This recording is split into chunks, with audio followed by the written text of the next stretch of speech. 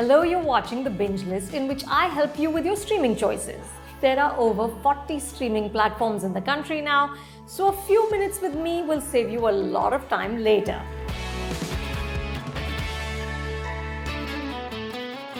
I'm starting with a film that gutted me, Sound of Metal on Amazon Prime Video. Riz Ahmed plays Ruben Stone, a punk metal drummer who suddenly loses his hearing, which of course induces in him an existential panic because it threatens his profession and his core identity. Ruben is a heroin addict who's been clean for 4 years. His girlfriend Lou, singer, guitarist, and the other half of their act is afraid that the trauma he's undergoing will push him back into drugs. She insists that he check into a rehab center for deaf people with addictions. But Ruben is fixated on getting an expensive implant surgery that might enable him to hear again. Sound of Metal features one of the finest performances of the year, as Ruben Riz is absolutely electric. The hint of rock star swagger in his walk, the fear and helplessness in his large eyes, the mounting rage he feels as his world goes silent, Riz nails it all. But there isn't an actorly moment here. Nothing that shouts or demands to be noticed. Instead, Riz performs an absolute transformation. With his angular face, muscle-tattooed chest and bottle blonde hair, Riz melts into Ruben in the way Professor McGonagall in the Harry Potter movies shapeshifts into a cat. This is not a film heavy on plot, but director Darius Marder, who co-wrote the film with his brother Abraham, builds tension and drama through the soundscape. Marder and sound designer Nicholas Becker construct a soundtrack that alternates between the sound of hearing and what Ruben is hearing. They put us directly into Ruben's headspace. The first time the sound becomes muffled, it's terrifying and claustrophobic, and Darius stays with it just long enough to make you desperate to start hearing clearly again. This immersion also enables the filmmaker to steer clear of easy sentimentality that usually permeates films about addiction or the differently abled. Sound of Metal is a tough, bruising film. I was a teary mess when it ended, but it's essential viewing because it forces you to appreciate not just the gift of sound, but also the necessity of silence. Do make time for it. My second recommendation is Mulan on Disney Plus Hotstar Premium that's available across languages. But let me start by telling you that Mulan should have been a much better film. I love the 1998 animated original. The live-action version doesn't have the songs or that lovely sassy talking dragon Mushu.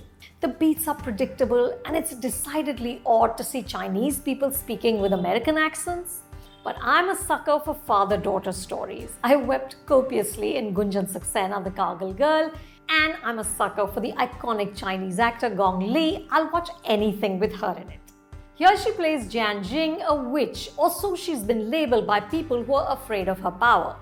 In Imperial China, women are constricted in every way. When Mulan goes to see the matchmaker, she's bound by clothing, narrow shoes, her true self is disguised under makeup, and she's taught that the perfect wife must be poised, elegant, and quiet.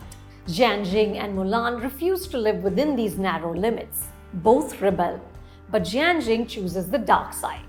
Director Nikki Caro tells this female empowerment story efficiently. She creates some affecting moments, especially between father and daughter. The action sequences, which will remind you of Ang Lee's wuxia classic Crouching Tiger, Hidden Dragon, are sufficiently dazzling.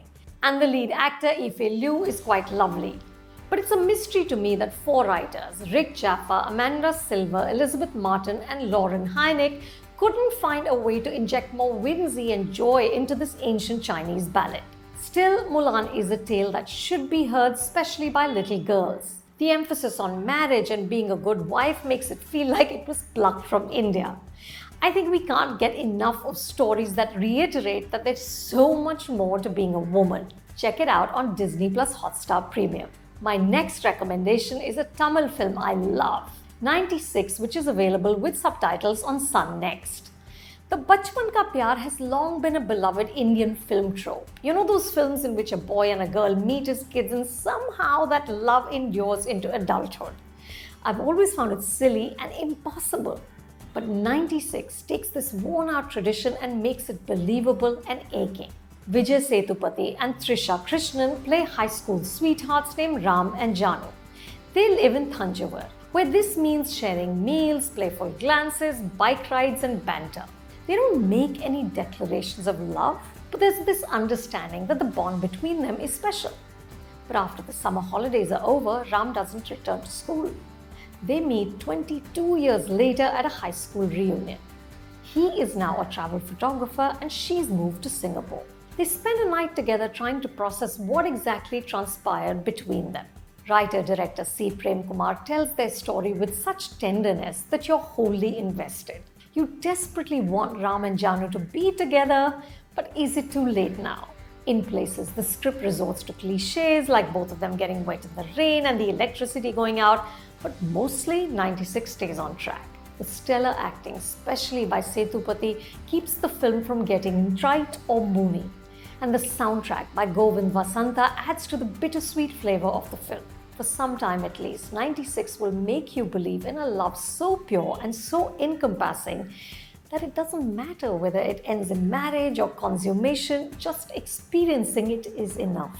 The film is swoony without being lightweight. It's a real joy to watch. And my discovery of the week is Chashme Buddoor on ShemarooMe.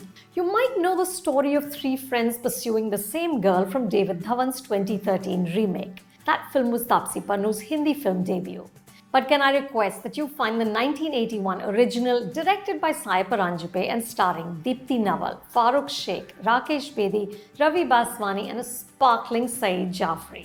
Some of the aspects of the film haven't dated so well, but the charm and humor still holds. And that first meeting between the leads, when she is trying to sell him a detergent powder called Chamko, will still make you smile. That's all for this week. Do send us your feedback in the comments below. I'll see you next week on the Binge List. You can watch all these shows and movies with the Tata Sky Binge subscription. To know more, search for Tata Sky Binge or click on the link in the description below.